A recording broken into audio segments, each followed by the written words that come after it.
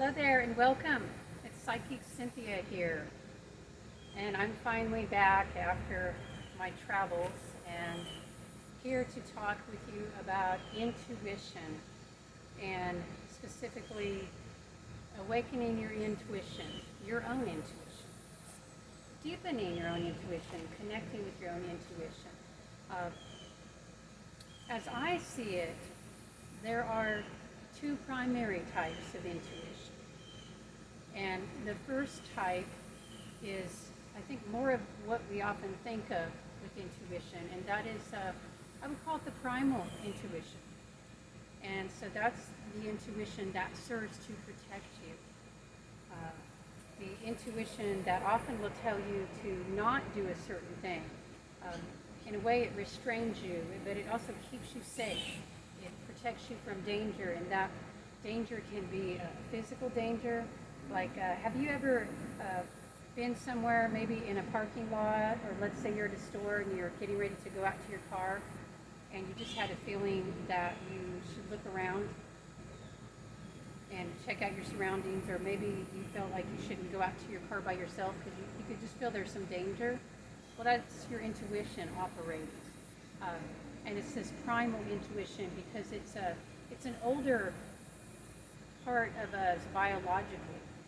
And it is designed, to protect ourselves and our offspring and, keep you moving through the world, right? So it's a really strong intuition, and it can perceive dangers, whether those dangers are physical or also psychological. Like, intuition can tell you, even psychically, when something isn't, the best fit for you. And again, this is the primal intuition, kind of like level 1 intuition we're talking about. And this is a good place to start, developing that and listening to that. And again, it's very primal, and it's protective. It serves a protective function. It kind of holds things in balance, like in a homeostasis. So it helps you to keep your life in balance and balanced, right? So yeah, you can tune into this primal intuition. We all have this. We all have some form of primal intuition that helps you to navigate life more safely, and also in a way that is just more healthy for you, I would say. I don't mean just physical health, but on all levels. Now, there's a different kind of intuition, and we could talk more about the primal intuition. There's a lot more we could explore, but I want to cover two here, just in a nutshell. And so the other main type of intuition that I see myself and others experiencing is what I call the higher self intuition. And this intuition is quite a bit different than the primal intuition, because rather than guiding you to keep you safe, and also, the primal intuition is your warning bells, right? Have you ever had that, like, you felt the warning bells going off, right? Or you had a bad feeling in your gut. That is the primal intuition. Or you have a good feeling in your gut. That also is primal intuition. It's a very gut feeling type thing. But higher intuition is not so much at all about keeping you safe.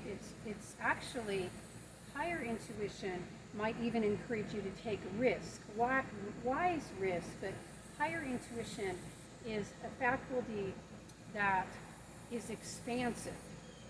So it's not designed to just protect, okay? It's not designed to help keep you and your surroundings safe. That's what we have primal intuition for. And we do need that, okay? We do need that. But we also need higher self-intuition if we are to progress, if you are to advance, to evolve, beyond just being a biological being, beyond just, just dealing with survival issues, okay, which is important. I'm acknowledging that that's important, but to your soul, there is more of a desire to expand, right? And especially if you're on the spiritual psychic path, there's certainly more of a desire to expand and grow. From focusing just on the mundane, that's not the point of life, right? For those of us on a spiritual psychic path, that's a part of life. But we're taking it further. You're on a path of spiritual evolution here.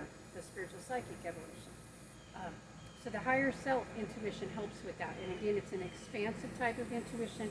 It will take you somewhere, whereas primal intuition often tells you not to go in a certain direction. It can tell you to go in a certain direction. It can say, turn here, do this.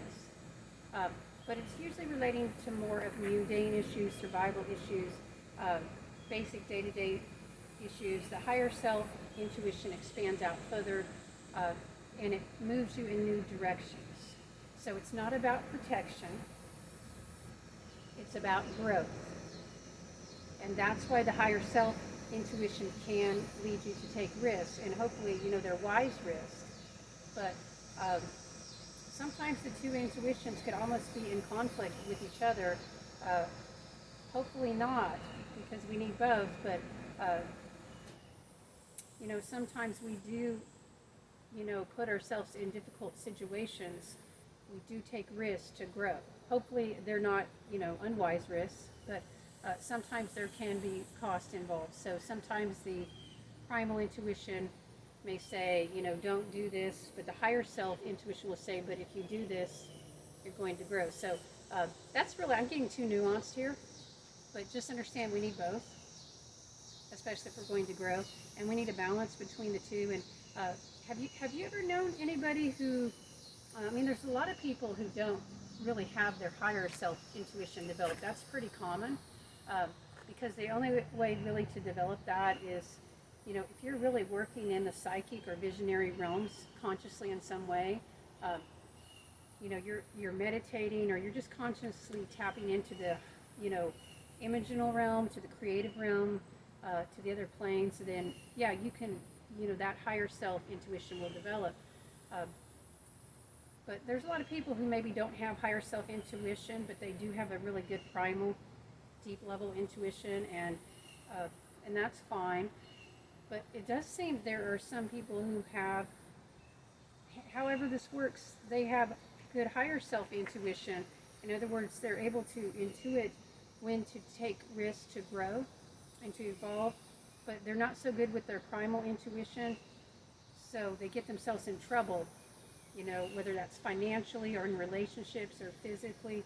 So if you're like that, okay, if you might even think of it as being ungrounded, like a really spiritual person who seems ungrounded, like if they're actually really spiritual and not just fakers, okay? Because you know what I mean. There's some people out there who, generally, the more they talk about themselves, like if they have to go on and telling other people how spiritual they are, that's a warning sign, so to speak.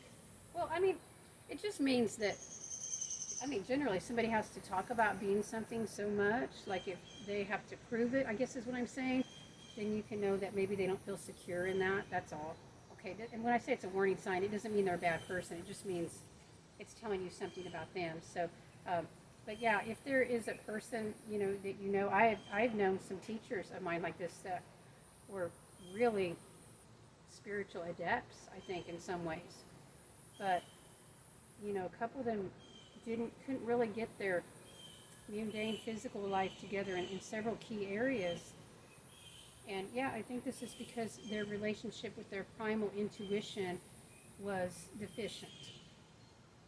But their relationship to their higher self intuition was quite strong. So, you do want both. And I think a simple way to think of it, and I'm really simplifying it here, but if that helps, that's great. Understand it is more complex than just this, but a simple way to think of it is, that primal intuition is the gut feeling and often activates through those lower chakras.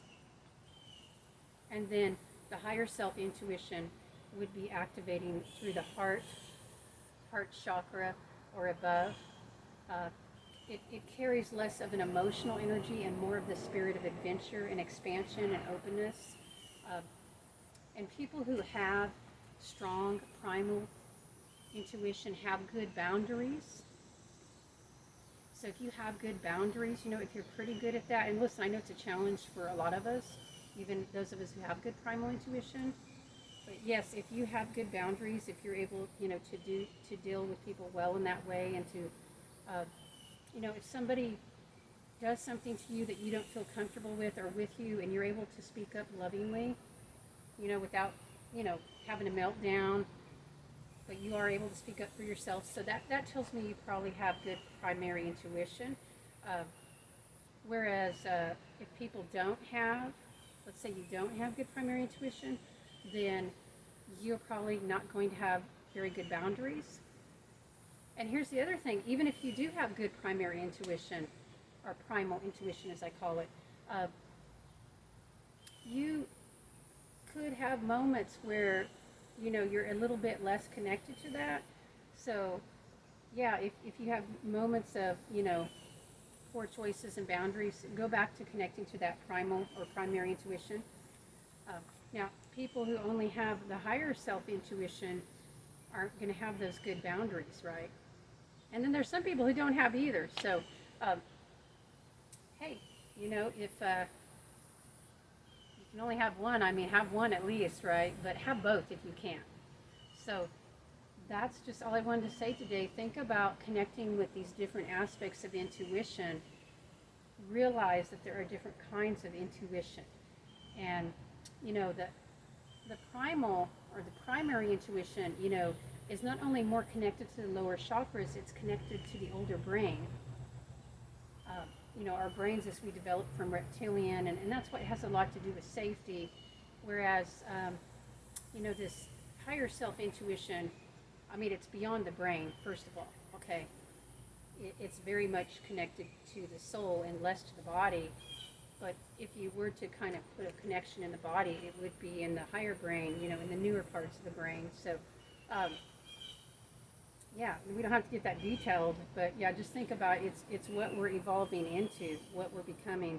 Or another way to think about it is through the primary intuition, we can meet the higher self-intuition, and through the higher self-intuition, you can circle back around to who you were before you came into this body.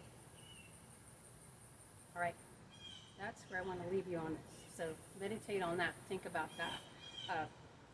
And however you do it, develop your intuition, open, connect. It's so important. It will enrich your life and your path and your journey in so many ways. Until next time, I'm sending you many bright blessings. Bye.